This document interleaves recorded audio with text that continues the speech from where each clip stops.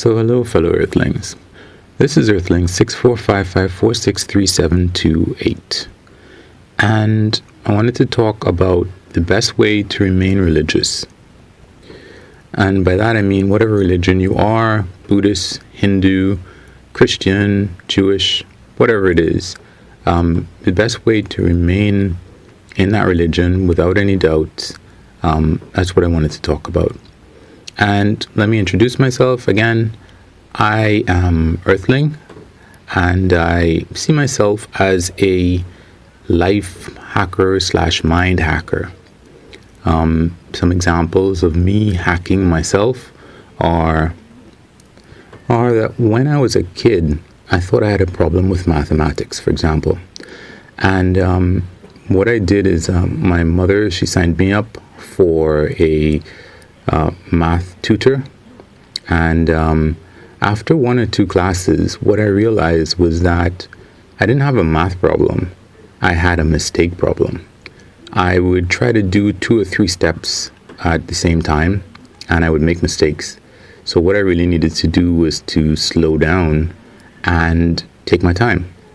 And I did that, and all my math scores improved. And when I took the SATs, I have to look, but I think when I took the general SATs, I think I got a perfect score on that part of it. This is not the specific math for SATs. This is just a general. And on that part, I think I got either a perfect score or close to perfect score. So there. We've done some other things, but not going to go into them now. Anyway, I used to be really religious. A really religious Christian. And at some point I decided, I guess, I was had finished high school, and I had free time. So I thought, you know what, I'm just going to read the entire Bible. We had a big Jerusalem Bible, so I figured, let me just read that from cover to cover, see how it goes. And when you go to Mass, you hear a piece of the Gospel, you hear a bit of the Old Testament. So you know in general, and from religious classes, you know what's in the Bible. You have a good idea. But when you sit down to read this entire thing that was probably written by many, many, many different people, and you're encountering all of these different things, these crazy things that are not, in small snippets, you start thinking to yourself, really, that's what I started thinking to myself, what the hell is this stuff? I mean, you are seeing that, number one, for the New Testament, for Genesis, there are 2 versions of Genesis that differ in kind of important places. So you're like, okay, why are there 2 versions of this thing? That doesn't make sense. Then you get to the New Testament, and there are different versions of that. Some of them are important differences. Like, for example, Jesus's family went to live in Egypt in one version, and another version they didn't. So you're like, huh? And I think one might have wise men in it, the other one doesn't. I can't remember exactly. But you notice these discrepancies. You notice that there's all the things that apparently God did to Job, or allowed the devil to do to Job, in order to prove that Job was a loyal servant. You realize that, God decided that people were going to build a structure that was too high. So he just, no warning, just decided that he would change everybody's language so they wouldn't be able to build the building high enough to reach heaven. And that soon after, without warning anybody else again, he just decided to have a flood and kill every living thing except for Noah and the people on the ark. And when you see these things that are really not in any way like Jesus is trying to say that God is like, it's like there are just too many discrepancies. And for me personally, that's not what pushed me over the edge. What pushed me over the edge personally was that I met somebody who was unabashedly an atheist. And at that point, all of the different discrepancies, it just came down to the fact that nothing made sense, but I still wanted to hold my life together in being a Catholic and a Christian. It was like, you realize that you're living on a volcano, but you don't actually want to move until you hear about somebody who's also living on a volcano and they died.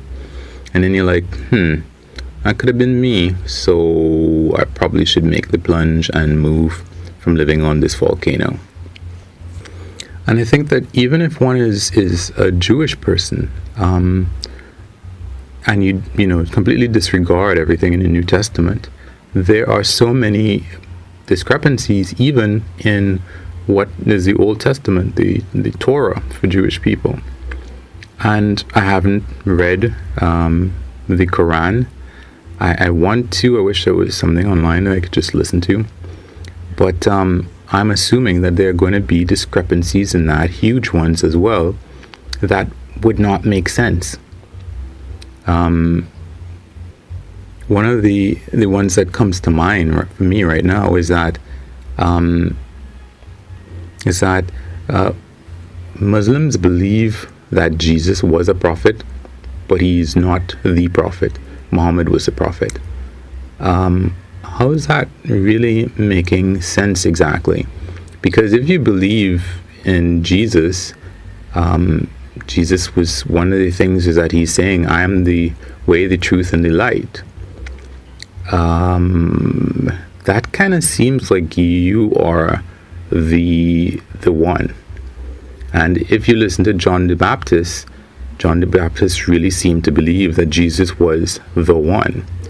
So how do you believe those things? Maybe you cut those parts out of what you believe. I also remember a friend of mine was telling me stuff like, and she's Muslim. She was telling me that, many of the medical things that we see now were predicted in the Quran. And I'm like, well, I guess they were predicted so poorly that people couldn't make them out and figure them out and use them at that time, or any time until modern medicine decided to figure them out, really. So, and part of what I was saying is that you can't use logic. If you read your ancient texts, whether it is the Gita for Hindus, or I don't know what the holy book would be for Buddhists, and you read all of these different things, for example, for the Buddha, the Buddha achieved nirvana, and nirvana means that you break the cycle of being reborn. So I don't know where the Dalai Lama fits into this, if he's supposed to be like some representation of the Buddha being reincarnated, but obviously that doesn't make any sense if he is supposed to be representative of the Buddha, because the Buddha achieved nirvana. He's not going to be reborn. He's done. And furthermore, if the Buddha did achieve nirvana, why was he still around on earth, living? He should have that would have been it. It's done. It's over. What was holding him in existence? That doesn't really make sense to me. It doesn't make logical sense using the same information provided by the religion as to what nirvana is supposed to be. So, I think as long as you don't pick up these whole books and read them in their entirety to try to make sense of them, then, whatever doubts do you have, they're minor. And they're probably not going to build up to some critical mass where something might push you over the edge and say, listen, I am living on sand. I'm not living on, a proper foundation. None of this stuff makes sense. It's like a broken foundation with parts that are antagonistic to each other, that don't hold each other up. And I think for a lot of people, I remember there was a rabbi that I was reading about a long time ago.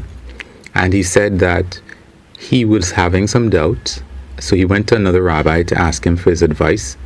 And the rabbi said, hey, forget about it. You just keep doing what you're doing and your doubts will disappear.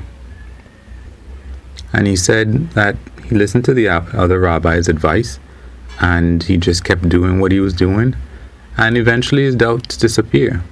More likely he just forgot about them. And he didn't address them. And they weren't there. It's like they didn't exist. It's like anything else that you don't write down or keep in, write down or have a reminder, you forget. A lot of us think that we have these things where we'll remember next week or tomorrow or a couple hours from now. And that's not really what it is. What I realized a long time ago was that 2 weeks is forever. Whatever you're thinking right now, 2 weeks from now, it will really seem like almost another lifetime ago. So if you just keep doing what you're doing, whatever is immediately on your plate right now will just fade away, including your doubts. So if you want to keep believing whatever religion you have, one, don't read their holy books in its entirety, and just keep doing what you're doing, and eventually you'll forget all of your doubts and be able to keep being an apostle, a follower. So anyway, guys, you can wish me luck. You can like, unlike, or comment. And of course, you can subscribe or share. And if you don't feel like doing any of that stuff, you can always do nothing. Peace.